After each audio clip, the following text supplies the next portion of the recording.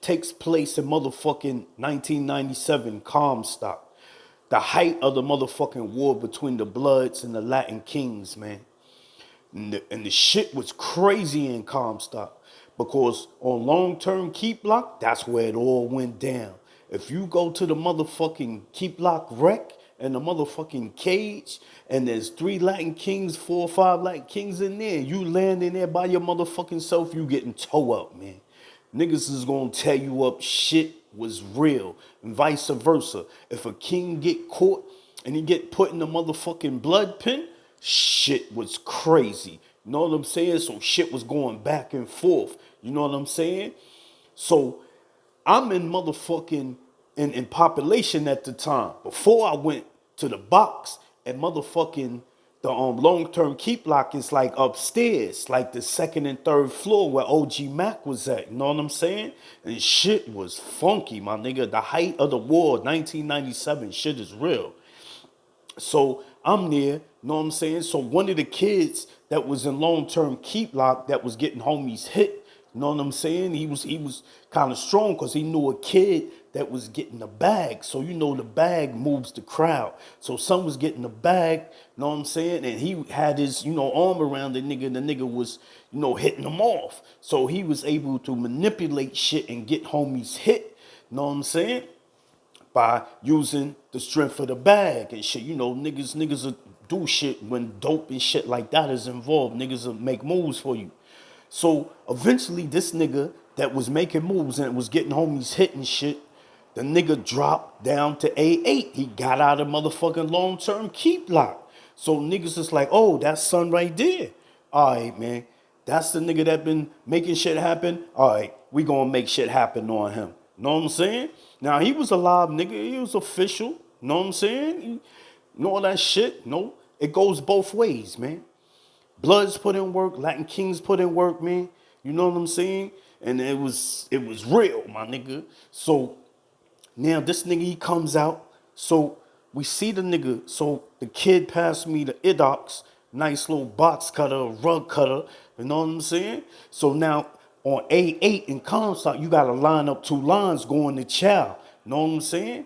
So now I see the kid. He got a little size on him and shit. One of them niggas that, act like he could never get touched and shit. You know what I mean? You got those type dudes like that. They feeling themselves, they act like they can never get touched. But this nigga got to get touched because he was making moves. He was making shit happen against the homies and shit, right? So see this nigga? I got the rug cutter. I go in between both rows of the fucking line until I reach this nigga, right? I caught this nigga. I embraced his face with my fucking hand on his cheek and cut him on the other side. I gave him what you call a telephone. You know what I'm saying? That shit from the ear to your mouth. You know what I'm saying? So the nigga jumped back. So the nigga that passed me the grip, the plan was, you know what I'm saying? I'm going to cut him.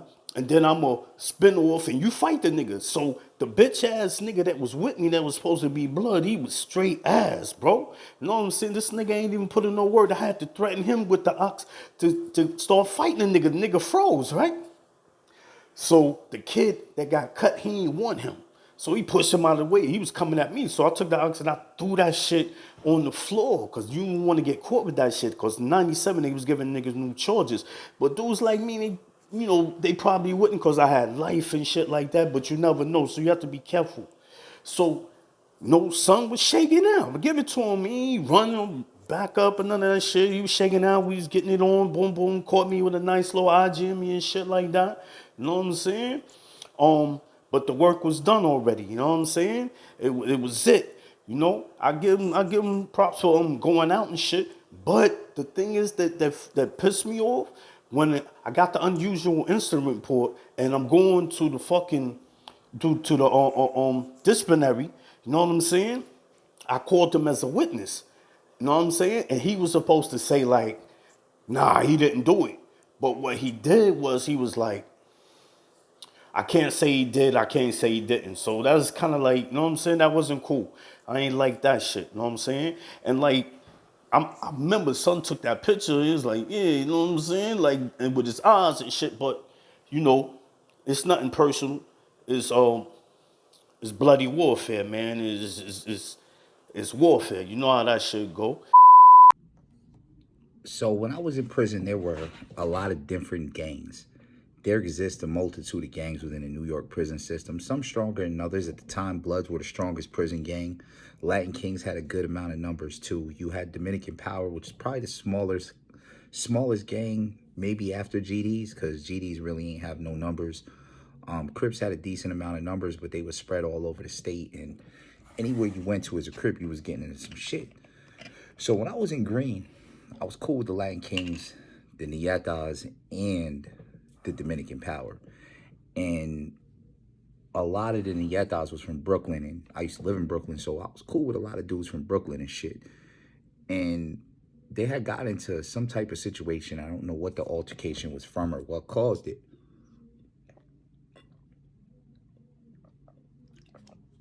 But I was in the dorm, and I was talking to my homeboy Feli, and he's from Rochester, and I came out and he was like, damn, he's like, why everybody got their boots on? He had his sandals on and shit. So he like, man, I'm going to put my boots on. So he went and put his boots on and came back out. We just sitting out there. We don't know what's going on, but it's like there's a bunch of tension going on, but we're not involved in the situation between those gangs because that shit ain't got nothing to do with us.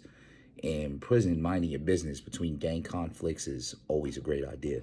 So the Dominicans, there was like 3 of them that came out, and there was a Latin King dude sitting at the microwave. I can't remember his name, but he was sitting at the microwave, and the Dominican just went up and knocked him clean out. Like, he put something in the microwave, he just hit him, boom, one punch, knocked his ass clean out. The other Latin King dude, Pun. Now, Pun ain't soft. Pun was in the day room. Motherfuckers was playing basketball, lifting weights. All of a sudden, everybody started fighting in the yard.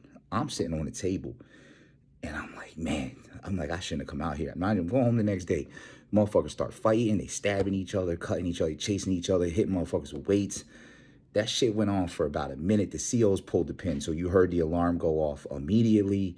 COs is running to the yard. All of a sudden, everybody stopped fighting. Now, it's crazy because motherfuckers is stabbed trying to pretend like they playing basketball. Like, bro, you're bleeding through your shirt. Like, nobody's falling for this shit. Like, they know that you was just involved in this big gang war that just popped off, but nobody wants to get new charges or go to the box, etc. Fighting and stabbing, you ain't got nothing to do with it. You just standing there like, damn, like, I ain't Latin King, Nieta, or Dominican Power. I ain't got nothing to do with that shit. But that was the start of Dominicans forcing their respect in the New York prisons, because that's what they said. The Dominicans say, y'all gonna respect Dominicans. That's what motherfuckers yell before they start fighting in the yard. That was the start of them getting their fucking respect.